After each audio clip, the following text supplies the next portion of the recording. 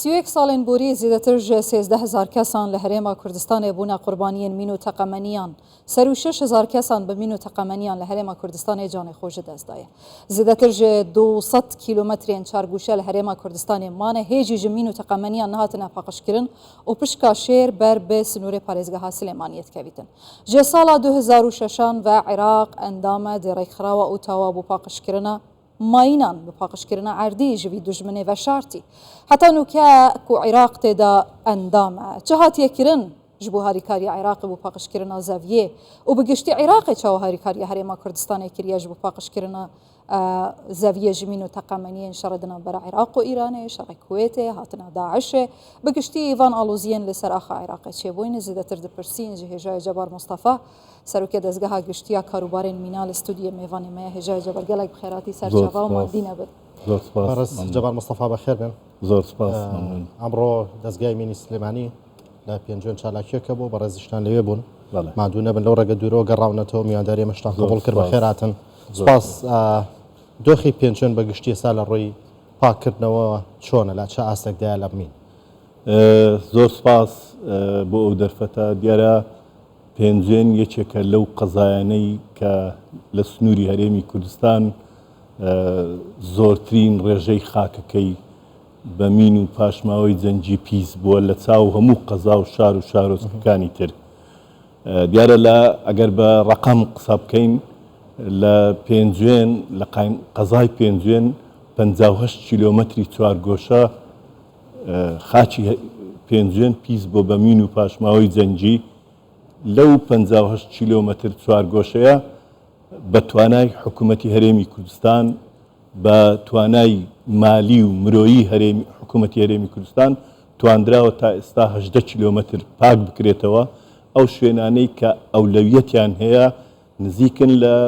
سنووری نیشتە جێبوون نزیکن لە زەوی کشتتوکاڵی و نزیکن لەو شوێنانەی کە بۆ ئەو پرۆژانێک کە حکوومەتی هەرێم تەبەنی دەکات بۆ خزمەتگوزاری ناوچەکە بەڵ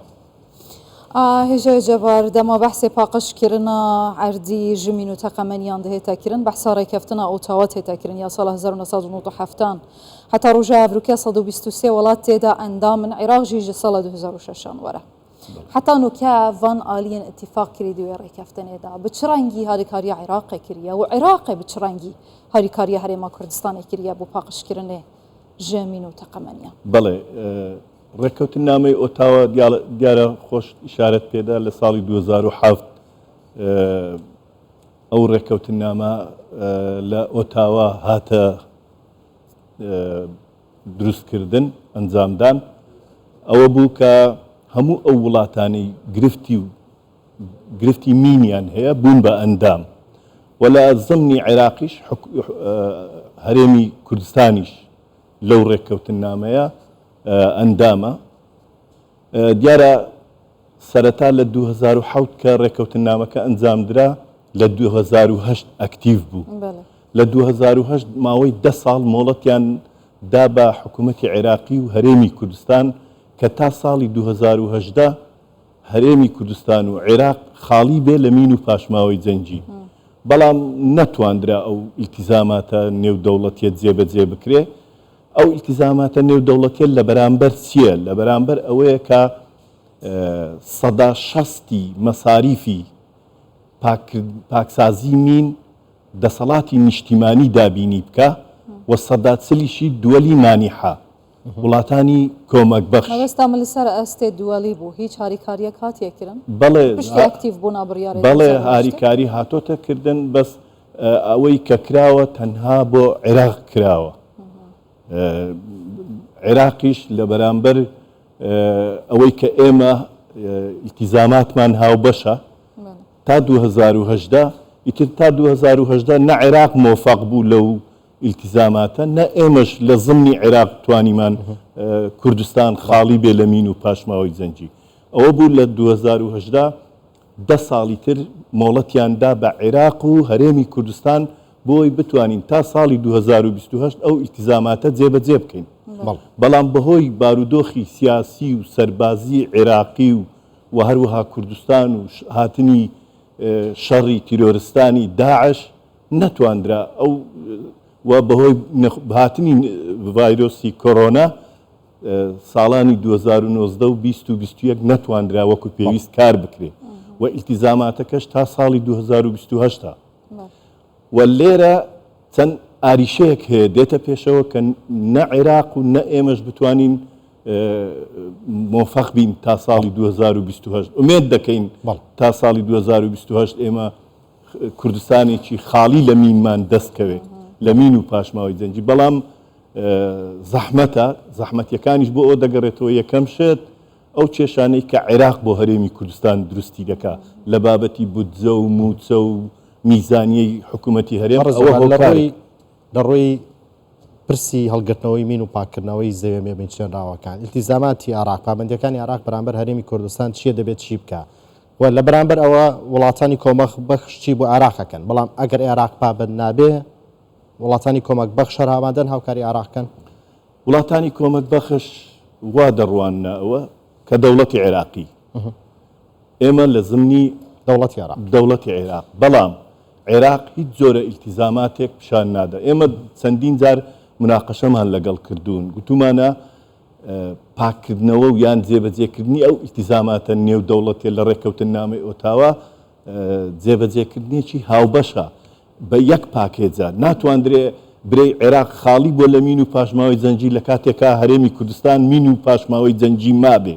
خاچی مابێ بە مین و پاشماوەی جەنگی پیس بوو بێ حەقلی مین مابێ لە هەرێمی کوردستان کەواتە دەبێت ئێوە هاوکارمان بن و ئێمە تاکیدمان لەوەش کردوتەوە لەگەڵ بەغدا لەگەڵ DMA دایرەی هەڵغامی عێراقی لەگەڵ وەزارەتی ژینگە چکە ئەوان سەر بە وەزارەتی ژینگەن پێمان گوتون ئەوە یەکەم شت بەرپرسیارەتی ئەخلاقی و نیشتیمانی دەوڵەتی عێراقیە بێ هاوکاری هەرێمی کوردستان بکە بۆ ئەوی لەو مین و پاشماوەی جەنگیە کە لە سەردەستی حکوومەتەیەک لە دوایەکانی ڕابردووی عێراقی بۆ خاچی هەرێمی کوردستان چێنراوە دەربازی بێ هێژای جەبار بابەتێ مین نە بابەتێکی سیاسیە نەژی ئابووریە پرسەکە مرۆڤیە و ڕێککەفتنجی لە سەروی ئەساسی لەسەر ئاستی ناودەوڵەتی هاتنەکردن ئەو راپۆرتین عێراق پێشکێشی ڕێکخراوەت کرد دێ ڕێککەفتنە ئۆتاوادا هیچ ناوچەیەکە هەرێما کوردستانی تێدا تێتە دیارکردن و کار تێدا هاتیەکردن بۆ پاقشکردنە زەویە ژمین و تەقەمەنی یانجی هیچ داخوازێن هەوە دهێنە قبولکردن بەڵێ ئێمە ساڵانە راپۆرتی هاوبەشمان هەیە راپۆرتی شەفافیەتی پێدەڵێن کە دەیدەینە بە کۆمیتەی ئامادەکاری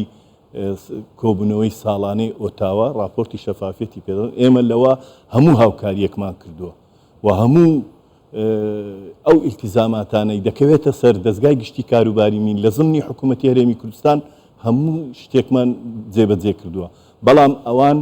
تاوەکو ئێستا کە کاتێک دێن قسە لەسەر ئەوە دەکەین کە یەک پاکێجە یەک شتە یەک پرۆسەی نیشتیمانی و مرۆییە لە عێراق بە هەرێمی کوردستانیشەوە ئەوان دەڵێن نا ئێوە بڕۆن داوا لە بودجەی 12.67 خۆتان بکەن عێراق پێمان دەڵێ بۆیە ئێمە بەڕاستی ئەو هۆکارانەی کە ئێستاش توانای مرۆیی و هۆکاری تریشەن ئێمە ناتوانین ئەو ئیلتیزاماتە دەوڵەتیە نێو دەوڵەتیە جێبەجێ بکەین هۆکارەکەی ئەوەیە عێراق پرۆسەی کاری مین پاچی یان لە ناوبردنی مین یەک دەستگای ڕسمی دیاریکراویان نییە چەند جیهەتێک کار لەسەر پرۆسەی مین پاچی دەکات وەزارەتی ناوخۆیە وەزارەتی بەرگریە ئاسایشی نیشتیمانیە وەزارەتی ژینگەشە کە کاتێک دەی تۆ دەبێت مامەڵە لەگەر چوار مەرجع بکەی بۆ ئەوەی بتانی لە ئیتفاقاتیان لەگەڵ بکەی بۆ بتانی ڕێککەوتنیان لەگەڵ بکەی و ئەوان دەستگایەکی تەنفیزی نین وەکووی حکوومەتی هەرێمی کوردستان ئێمە دەستگایەکی تەنفیزین ئەوان سەر بە وەزارەتێکن ئێمە ڕاستەوخۆ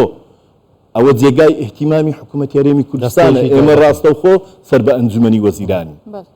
بۆیە ئەوە جیاوازیەکانمانە ئێستا پاشی 10 ساڵ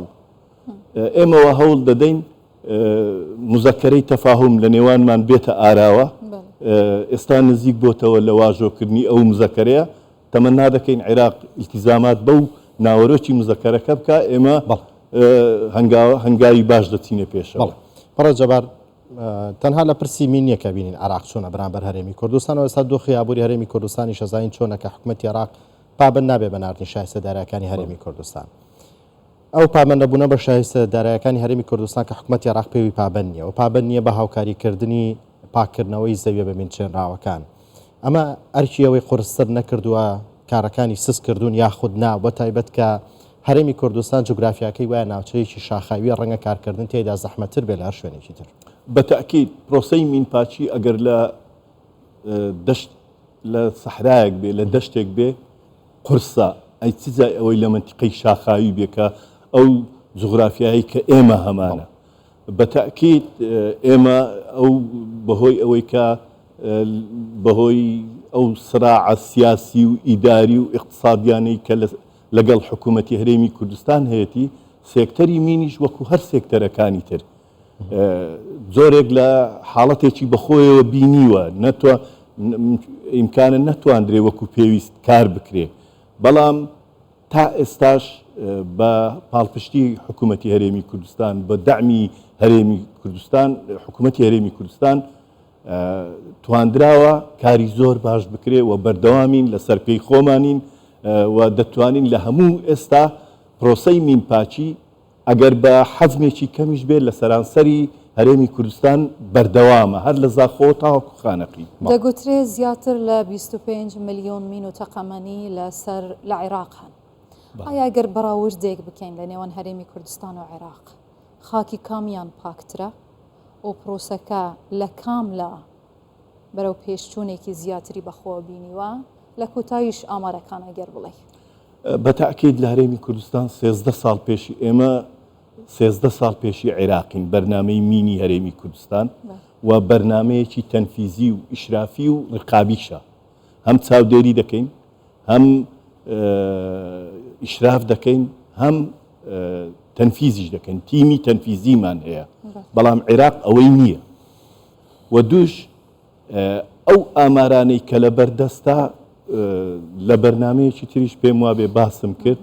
776 کیلۆمەتری چوارگۆشە لە هەرێمی کوردستان پیس بۆ بە مین و پاژماوەی جەنگی لەو 776 کیلۆمەترە 255 کیلۆمەتر ماوە خۆشبەختانە ڕێژەیەکی زۆری پاکراوە ڕێژەیەکی زۆری پاکراوەوە ئەمەش هەمووی بەتوانایی دارایی و مرۆیی حکوومەتی هەرێمی کوردستان بووە وەزائیدەن هاوکاری ڕێکخراوە بیانیەکان ئەگەر نا عێراق یەک دیناریشی نەداوە لە پاکسازی مینی ئێوە سکاڵە تۆمار ناکەن لە عێراق کە پابند نەبووە ئێمە لە ڕێگای حکوومەتی خۆمان و ئەنجومەنی وەزیران شتمان پێداون هەموو ئەو حاڵەتانەی کە هەمانە ئەنجومەنی وەزیرانمان لێ ئاگادار کردوێتەوە کەچە حتا ڕێگریمان لێ دەکەن لە پەیوەندە نێو دەوڵەتیەکانیشمان بەڵام ئێمە بە ئیسراری خۆمان بە پەیداکردنی عیلاقات لەگەڵ ئەو ناوەندانەی کە سەرپەرشتی بەرنامەی کۆی مینی عالەمی دەکەن ئێمە پەیوەندیمان لەگەڵ گرتوون بۆیە دەتوانین بچینە کۆبوونەوەکان و بەشداری کۆبوونەوە و کۆڕ و کۆنفرانساتی نێودەوڵەتی بکەین وەکو دەستگای گشتی کاروباری مین لە حکوومەتی هەرێمی کوردستان ئەگەر نا بە ڕوئیای ئەوان بێ ئێمە لە ڕێگای ئەوانەوە تەمەشای دنیای دەرەوە بکەین یان لە ئەنجا سەرباری ئەوەی کە هیچ هاوکاریەکشت نەکە هیچ هاوکاریەکرد نەکە هیچ دەستێکرد لەگەڵ نەگرێ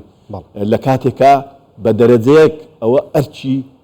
بەرپرسیارەتی ئەخلاقی و نیشتیمانی حکوومەتی ئێستا چکە میراتگری ڕابردووی حکوومەتەکانی ڕابردووی عێراق